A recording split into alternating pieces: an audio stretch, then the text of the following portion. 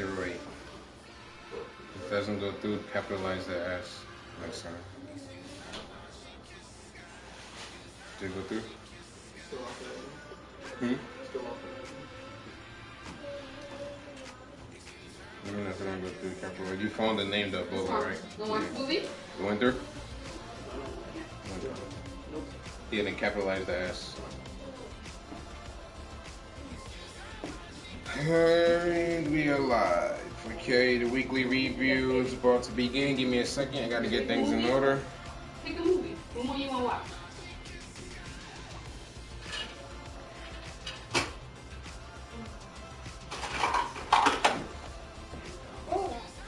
Let me see.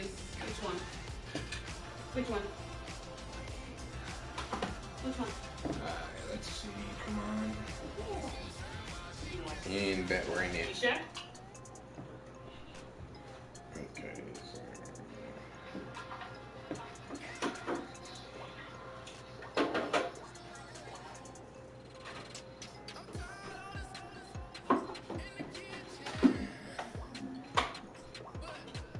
Wait, what is it again?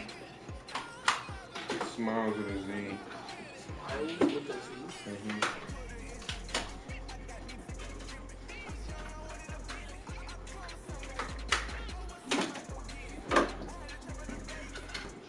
Alright, welcome to BLE Quarterly Review. It's your boy, Head Commish, Muckle Boy Stars 08. You already know what it is, you already know what it is. So we're going to dive straight into it. Calm down. I'm going to start off with the standings across the league at week 7. So let's see. So right now, leading the NFL, oh shocker, in standings, the Jaguars at 5-1. That's myself. Followed by owner LA. Now this is gonna be an interesting game. You're gonna see what I'm talking about when I go over the weekly review first. When I go over the schedule for this week, as you can see, because this is the 1 and 2 in the league actually versing this week. So it's gonna be interesting. But after that, followed by the Patriots at 5-1, and then we have Meech and the Saints at 5-1. The Bears, D-Mac and the Bears sitting at 5-1. We have BG and the Seahawks at 6-1. We have Fly Haitian at 5-1 with the Dolphins. We have Fan 2 at 4-2 with the Bucks. We have Jeff at 4-2 with the Chiefs, and then rounding up the top 10 is Donnell at 4-2 with the Giants. So I'm only going to do the top 10 in each category for that. So we're going to dive straight into it. We're going to quickly go into the team allowing the most points for. So the team who's allowing the most points in the league is the Falcons at 239. They need to show up that secondary. So Coach Kiloward, do what you got to do. Show up that secondary. Show up that linebacker core. Do what you got to do to get them better. Followed by the Redskins. We know we're trying to get an owner for the Redskins. We have some feels, but they haven't been good owners. And we'll have been getting feedback from the people. So I've been keeping the computer until I should get a legit owner in here. The Eagles at 189. The Ravens at 188, and then rounded up in the top 5 points allowed the most with the Browns at 186. Then we're going to go into who allows the least, who's the stingiest defenses in the league this year. So right off the back, the stingiest defense in the league this year has been D-Mac and that stingy Chicago Bears defense, followed by myself and the Jacksonville Jaguars, who are slowly improving, followed by BG and the Seattle Seahawks, and then we have Packers. I don't know what your PSN name is. At number 4, and then last but not least, we have the Patriots at giving up 98 points per game in the top 5. Now, who scores the most points this season so far? We're gonna look at who scores the least. The top 5 teams who needs to work on their offense. Right now is Poison, leading the league in the most point, in the least point scored at 76 points so far in 7 weeks, followed by Corner and the Ravens at 86 points, followed by Q and the Colts at 92, followed by Rule with the Cowboys at 96, and around up the top 5, Duke, the new owner, at 113. Now we're going to switch that over and go into the teams who scored the most in the league. Who's been the high scorers in the league this year? The high scorers in the league so far this year, number 1 has been Fly Haitian and the Miami Dolphins at 227 points so far. That is ridiculous. Followed by the Rams at 201, followed by Fan 2 in the Bucks at number 3 at 198. The Patriots guy at 196 at number 4, and the top 5 is the Chargers. That would be what's his name? I don't remember the Chargers. The Chargers use his name anymore. At Killer something. If I can remember, I know Killer Waters, the Falcons. Cali Kid. Sorry, I'm having brain fog. Cali Kid at number one of the top 5 at 178. So we kind of look into that now. We already looked into the standings. We looked into the points. Who scored the most points, scored the least points. Who's the stingiest defenses, and who's been giving up way too much points at. In the season. So now we're going to dive straight into it and see where we're at. We're going to go into weekly reviews. We didn't do weekly reviews at all because we were saving it for the quarterly review. So we're going to start off right off the bat with the weekly review from week 1 all the way down to week 6 that we are right now. So week 1 we had Odell Beckham with Coach Donnell, finishing with 4 receptions, 230 receiving yards, and 3 receiving touchdowns on an average of 57.5. Then we go into the defensive side on the NFC with Everson Griffin with 8 tackles, 1 sack, a forced fumble, and a fumble recovery, and that's with the Vikings. And the AFC side, we have the rookie Anderson with 21 carries, 238 rushing yards, and 1 rushing TD, and an average of 11.3 rushing yards. Followed by Chris Harris with Duke for 4 tackles, 2 picks, and a TD. Those are your Week 1 Warriors. Keep it up, owners. Week 2 Warriors, we had Roll and Marquise Gooding for 8 receptions, a buck 94, 24-3, and 24.3 receiving yards per average, basically reception yards per average, and 3 receiving TDs. On the defensive side, we have Derek Slay continuing to do what he does best at 2 tackles, 3 picks, and 1 TD. On the AFC side, we have Le'Veon Bell, who's continuing to keep that consistently going for Drake. At 13 carries, 199 rushing yards at an average of 13.3, 2 rushing TDs. He did fumble. He had 1 reception for 31 yards and a TD. So he did it all for them that game. And then, Khalil Mack for Abolish, keeping the consistency going with tough tackles and 5 sacks. He was unstoppable week 2. Week 3, Weekend Warriors, we have Derrick Henry. And for D-Mac with 17 carries, 253 rushing yards, at an average of 14.9 yards, 3 rushing TDs, 1 reception for 9 yards. Keeping it in the NFC, for the defensive side, we have Kyle Fuller with 6 tackles, 2 interceptions. Moving on to the AFC side with Duke, we have Braxton Lynch with 300 yards, 3 passing TDs. He was sacked 3 times, but he also rushed for 29 yards. On the defensive section, we have Jeff and Russ and Toledo last year, who had 22 picks last year, with this in week 3, leaving at 13 tackles and 2 picks this year. Now we're gonna go to our week 4 Weekend Warriors. The week 4 Weekend Warriors. We're gonna start off with Frank 2 and Zeke the Freak Elliott with 26 carries, a buck 25, averaging 4.8 yards per carry, 3 rushing TDs.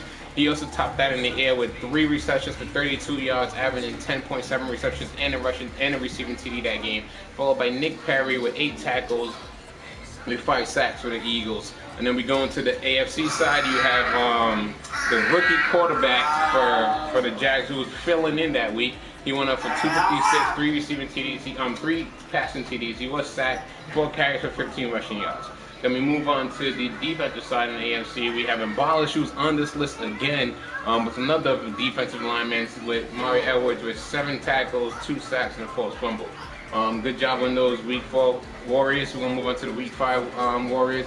Ezekiel Elliott is on this list again with 10 carries, 234 rushing yards, 23.4 rushing yards, and 4 TDs. So kind of giving you an in-depth as to the way the Bucs likes to run his offense, and kind of give us a sneak peek at the awards. If Zeke was already here twice, he might be, and Derrick Henry was here. Both of them might be the running backs to watch out for in the NFC.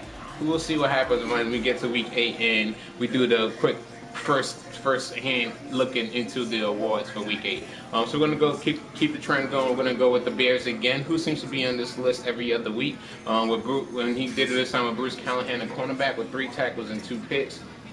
That concludes the NFC side. We're going to go to the AFC side. The Pats owner, as you can see, has 1 demolished loss in the season. He's getting the job done with Jacoby Brissett, who went for 323 passing yards, 4 passing TDs. He was sacked 7 times, but he also had 11 yards and fumbled the ball once out of 7 sacks when he fumbled once. The young man held on to himself. Then we're going into the defensive side on the AFC. We have the rookie Dwyer, the 6'7" freak with 3 tackles and 4 picks to finish out the Week 5 Warriors. So now we're going to Week 6 Warriors. Ezekiel Elliott seems to be a trend going on. The last 3 weeks, your man is top to the charts on the NFC side. His man just seems to be running through the league right now. We'll see what happens if he could be stopped this week. We're going to go over the weekly reviews. You're going to see the matchups and everything else. So we start off with Ezekiel Elliott on the NFC side with fan 2 with 25 carries, 241 rushing yards, and an average of 9.6 rushing average, 3 rushing TDs, 4 receptions, 41 receiving yards. On the defensive side, it seems like the rule is starting to get his team back in order. He finished Al Brown with 4 tackles, 1 TD, and 1 pick 6. So now we're going to move over to the AFC side. The rookie for the Jags, and Dickinson, continuing to trend his second time on the charts this time with 21 carries, 204 yards, and an average of 9.7 rushing yards, 3 rushing TDs, 1 reception for 13 yards. And on the defensive side, we had JJ Sack, I'm the man, the beast, the Grin, the Grizzly, whatever you want to call me, with 11 tackles and 5 sacks. So that finishes the awards that we were going on so far. We haven't really announced. We're going to dive straight into the weekly matchups and see who's matching up with who and what's going on. So we know we have 2 game of the week prospects this week, with both 5-1 teams going off. We'll go into that when it comes up. But let's dive into it. Let me see what we have first on the bar. So first on the platter we have the Bills versus the Browns. Now this matchup is a little interesting as the both owners try to get back into the playoff race and try to keep the consistency going. The Browns, have a young nucleus. And they getting it on, and they get the Browns have a young nucleus, and they've been getting it on and getting it great on now. Give us a second. The media team is doing a quick overview.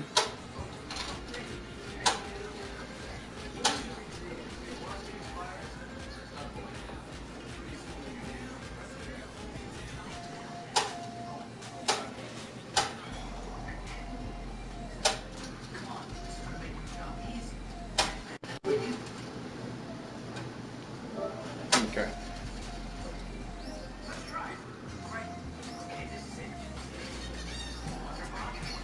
All right, so we're gonna go right back into it. Moving on, we have Johnson and the Cardinals, who's been on up through personal issues going into the Panthers versus Jeff, who's actually been trying to get his team back to relevancy. He traded a few key plays to try to build and change the team to his mold. We'll see if that's gonna work for him going on to the season. We'll let you know how that goes. Next game on the docket, we have Duke and the Broncos going up against Omega and the Houston Texans. Now, we just seen Watt had 5 sacks and other D linemen. He gets a lot of defensive line pressure. So see how that game goes. And it's in Houston. The home crowd's going to be behind him. Should be an interesting game. Next game on the docket, we have this is actually one of the games of the week that we was talking about. We have No Glove and the Rams going into Jacksonville versus myself and the Jags. Now, both these teams come into this game at 5-1. Should be an interesting game. They're both in the top 10 when it comes to different points for and points against. So it should be an interesting game to see. It's going to be down to the wire. We look forward to it. One of the first games of the week this week. Good job to you two fellas. Keep it up. Next game on the docket, we have a divisional game here with Raw and the Dallas Cowboys going into Kevin Land and with Philadelphia Eagles. Should be an interesting game here. Raw's been slowly getting his team back to relevancy, playing close games. When we watching some of his games this year, he could have easily won some of those games, but they fell short. So does this be the game to get them over the hump and get them in that winning category? We shall see. Good luck to you two fellas. Keep it going. Next game on the docket, we have Tap Out and the Colts. So Tap Out's going into Indianapolis, trying to keep that 1-game lead against the divisional rival. Continuing to, while they chase the divisional leader right now, the Jaguars. They're 2 games behind the Jaguars, and they're trying to keep a game ahead of the Colts and stay in the same race with the Texans. It should be an interesting game while the Colts trying to become relevant and get a big win in that division. So next game on the docket, we have Ball and the Kansas City Chiefs versus Big Ons and the Jets. This game is favored completely to the Chiefs to completely win this game, because Big Ons pulled the underdog out and shocked the football world this week. We shall see what happens. Next game on the docket, we have Poison in that Cincinnati Bengals going up against Detroit Lions, getting up against T-Will and Detroit Lions. Now, Poison, we all know, is a consistent player contender, usually always in the playoffs, and he goes into but this year he's been slacking a little bit with the points scored, and like I said, he's the lowest team.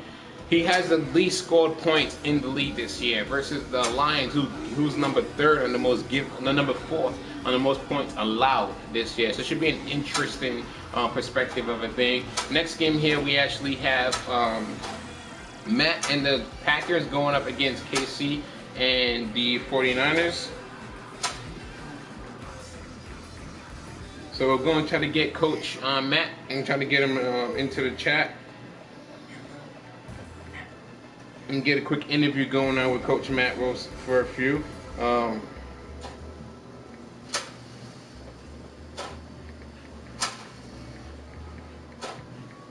Give us a second.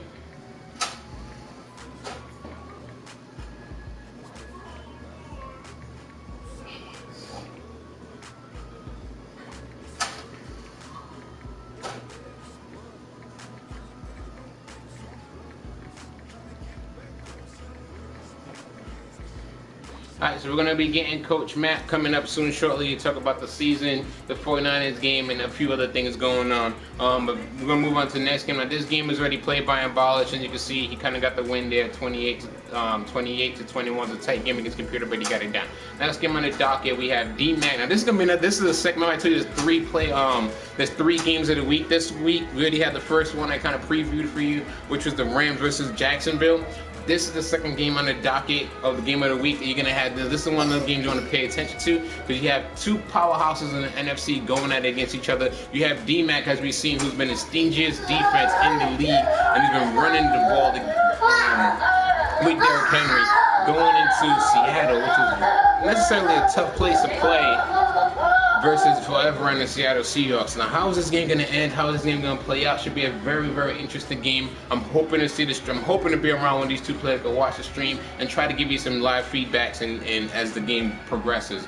This game has already been played and it was a one-sided victory, and Fly Haitian continues his dominance of the football game by running and forcing turnovers, winning this game 49-17 against opposing Killer Warden. It was a very interesting game. They got it done. They got it out the way. I appreciate you too for getting your games done early. But now this game, one of those games where Fly H continued to get turnovers, and that's been a trend.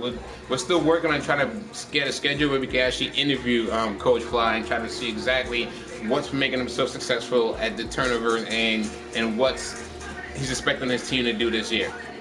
Next game on the docket is the third and last game of the week that we have set up. Now, this should be a very, very interesting game because these are 2 powerhouses from different conferences. Now, you've seen Fantu's been running the ball crazy with Zeke. He's won the NFC Player of the Week, Ezekiel, 3 weeks in a row. And then you have player with the Patriots who's just been consistently keeping Fly Haitian and the Dolphins at the tip of their toe with only 1 loss of the season. Should be a very interesting game. I look forward to this game. This game was already played out with Drake versus Cali Kid. They had a very, very interesting game with Pittsburgh. Drake was able to edge him out slowly last minute where he got the win with a 44-31 victory. Now I'm going to try to get coach of the Packers in here. And we're going to try to discuss a few things with him. So give us a second while the media team kind of gets all this set up and while the media team gets this set up and straightened out. So give us a second. Okay, create a party.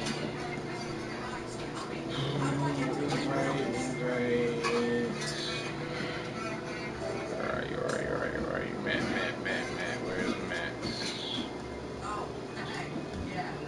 Yes.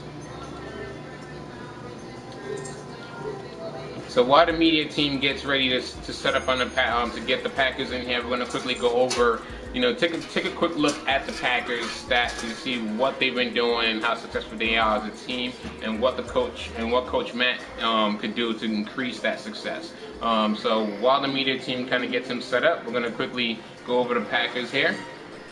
As you can see, the Packers have been led by quarterback Brent Hundley, who's been having a relatively decent season. With he has 1,158 yards with 11 to 9 TD to inter ratio. He's only been sacked 6 times. So they've been getting the ball consistently moving. His biggest target has been running back time. His biggest offense actually has been what's his face, Randall Cobb. But he's been trying to get the ball with conversion of Ty Montgomery. I mean, running the ball with him, trying to get him going. But you can see he's been balancing out with Ty and the rookie. They've been balancing out carries. Now going to defense wise for him, he has a few guys on defense who've been actually forcing a few turnovers. His highest sack ratio has only been 2 people, so that's the thing that's been downfall on him. As you can see, he only has a total of 10 sacks in the season, and 6 of those are coming from 2 guys on the line.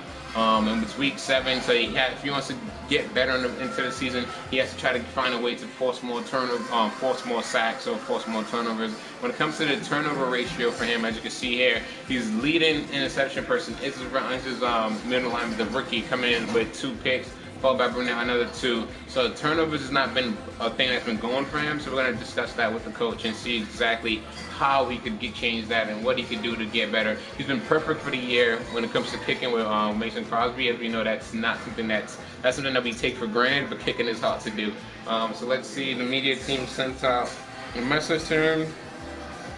Let's see what he says.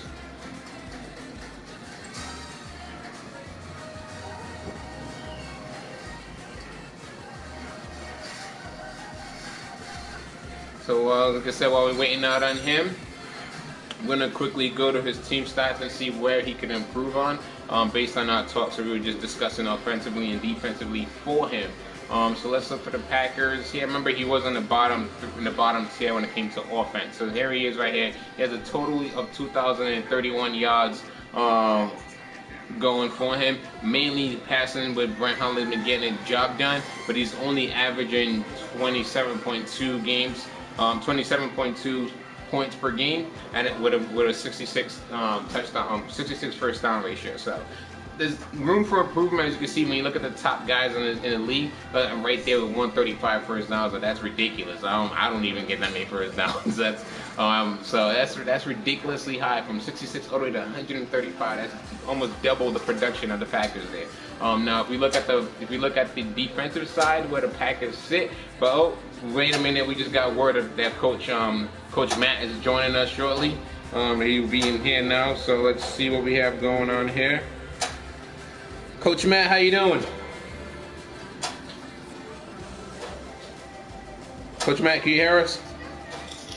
Can you hear me? Yeah, we can hear you now, Coach. How's everything going? Can you hear me? Yeah, we can hear you. Can you hear us? Can you hear us? We can hear you now. Coach Matt, can you hear us?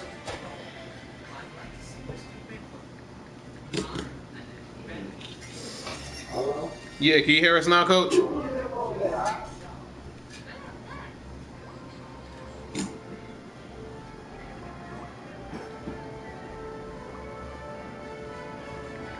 Can you hear us now, Coach Mike?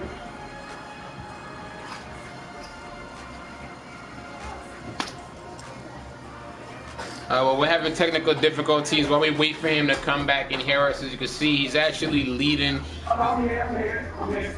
You can hear us now? Yes, I'm here now. All right, how you doing, Coach Matt? Yes, I'm here. All right, that's good. That's good. Good to have you on the show, Coach Matt. We appreciate you taking the time to come into the BOE interview world and take your time and discuss your season with us. We appreciate that, Coach. Thank you. I really appreciate it, man. All right, so we're gonna kind of dive deep into it right now. Offensively, you're in the bottom tier of the league, but when it comes to defense, your team's been actually getting it done, or allowing the least amount of points, and you're in the middle of the pack when it comes to points allowed. Now, you have a very interesting game this week versus KC and the 49ers. What's your approach to that game? My approach to that game this week is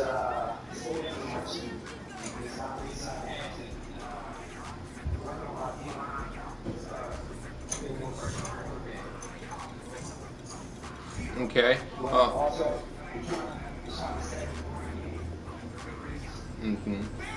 Yeah, so you're sitting there at 3-2, going up against an opponent who's 2-3.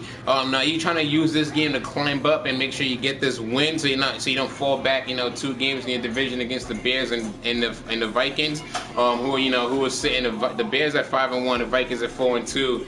With you win, if you do get a chance to win this game, that would tie you and the Vikings, and that's a tough division. So how you be able to tell your player not to take advantage of this game and to keep focused? Just take one play at a time. One play at a time. Don't rush it. Don't try to force something. You need this win right now.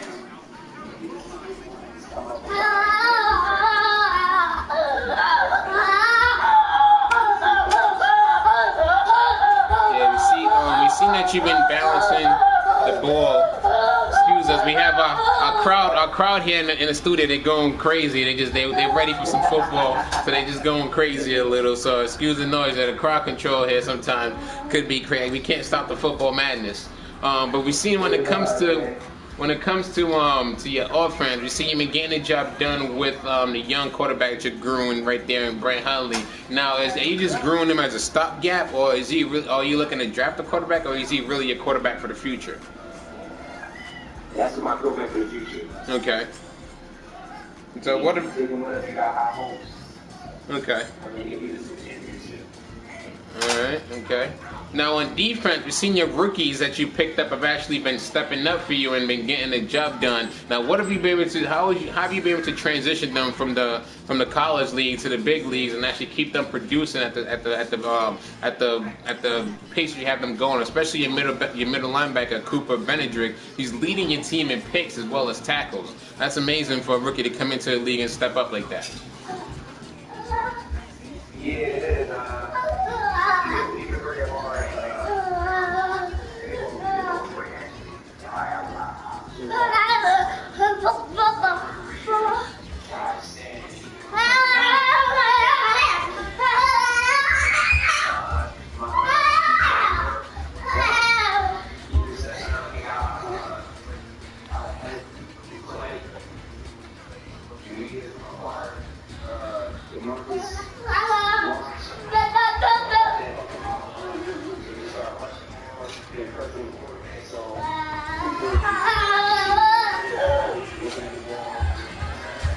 Okay. Speaking on you going out and acquiring DeMarco Lawrence, now some of us in the league was a little bit, and back here in the studio, we was wondering what that trade was going to do for you defensively, and we didn't know if you gave up too much or gave up too little. How's he impacted your defense so far?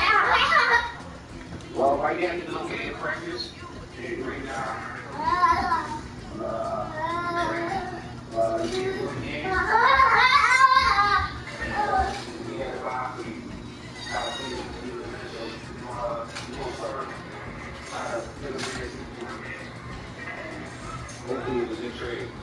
Yeah, we bring that up just because knowing that the Cowboys was grooming him, but they never actually started him. But then you went out and you grabbed him based on starter level. So we know you're going to be putting him into the lineup. But we just it was just interesting to see how he matches up with Clay Matthews, Daniels, Cooper, and the rest of the pieces that you have there. Well, that's something we're watching to see how that goes. Yeah, I hope he's doing great. I'm really excited what I can say. So they say, let me know when you guys are hungry. All right. So I think he'll definitely do good. Everything's worked out. He comes in the game. Okay. Now, when it comes to offense, you see you run a lot of your offense through Randall Cobb. Now, how consistent is it to have a reliable hand like that with Cobb as Asian veteran Jordan Nelson's getting into that aging part of his career where he's been more of a mentor to the younger receivers? How have you been able to keep Randall Cobb going and motivated and showing him that this is a championship team and you want to keep that aspect?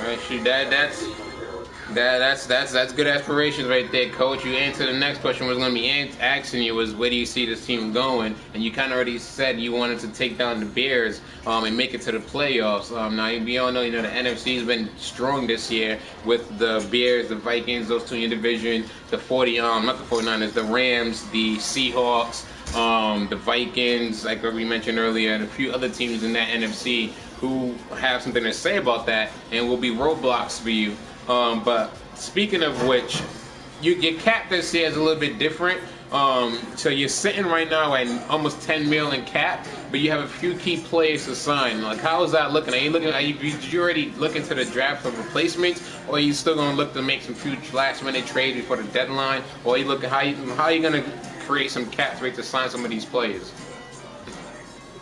Like, I want to sign someone, so I make some trades and try to pick people up, but like you said, there's a lot of time in the NFC, and I don't know, still what kind of stand up. But when you look at this time, you get more people off the draft. You want to get more people that I really bring the draft players come out. I got a couple people.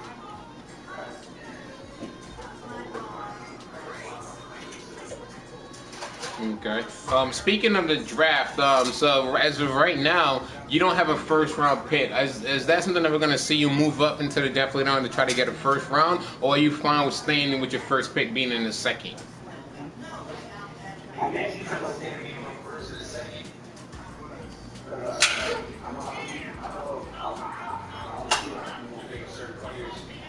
know what most of my team is looking for.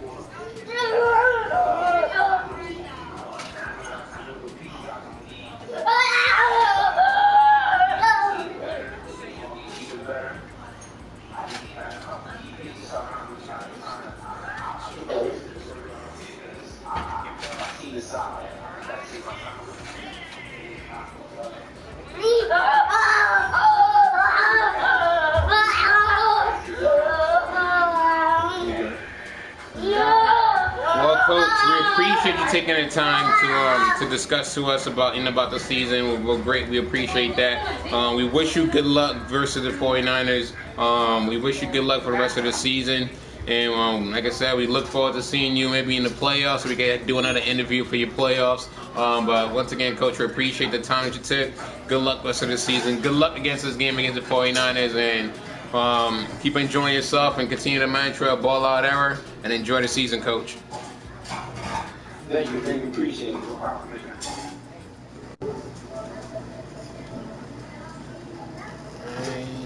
Let me mute you for a second. All right, so that concludes the BOE quarterly review. We appreciate everybody that watched. Like I said, if you have any comments or feedback, put it in the comment box. We appreciate that. Now, we look forward to the rest of the season. The weekly awards are going to be next week. The weekly preview awards, I'm going to call it, is going to be next week. In 2 weeks, in week 9. That's when it's available to us to view. I'm going to go into that. And then there's a few wrinkles I haven't discussed with the other admins yet that I might be thinking about doing that. Because like I said, I'm in 6 leagues, and all other 5 leagues but us do this. And then it's an incentive program. So I'm actually bringing it up now live. And it might be something I'm going to discuss it over with the admins, and we're going to pick one person in the chat who's going to be in charge of the incentives. Basically, meaning every time we're doing an incentive, each is going to be somewhat different each season. It's going to be one person who's going to give admin rights. They're going to have to stream it, and they're going to have to adjust whatever program or whoever player, whatever it is, or might do a surprise as a rookie upgrade. Meaning after the draft, we might just give that one person, give them the aspect to change the name to rookie or whatever that they think on a mock draft, who the team is going to draft. Now, this is all just fly. I'm just throwing this all out there. Admins still have to approve this. I still have to, pitch it to them and see how it goes. But that rookie thing would be hypothetically, let's say this draft, and then let's say, I don't know, let's make BG the first incentive program director. So BG would have which is the Seahawks one, he would have the admin rights for week 1 of preseason or week 4 preseason when we pause it, and he'll be able to go to each team based on the mock draft of what's been going on right now and edit of each rookie for each team or each specific owners that we said I had the rights to do the incentive. Not to get the incentive, you got to play your games. You know, be a good owner. You can't have more than 2 warnings or suspensions all season, and stuff like that. So you know, to keep people active, keep people something fun, something different. Change the names of the rookies, and then just kind of change their whatever, give them an actual boost or whatever. So I still got to pitch this to the admins. I'll see how it goes. But once again, I thank you guys for being part of BOE. I appreciate it. You guys make the league fun. You guys make the league going. Keep it up. Like you see, crowd control is going crazy here. They're ready for some football. They're ready for some wild hits, some hard hits, some playoff football, some awards. So let's get it going. Thank you guys. I appreciate you. I love you, my BOE family. Have a good night till we meet again when we do the weekly preview.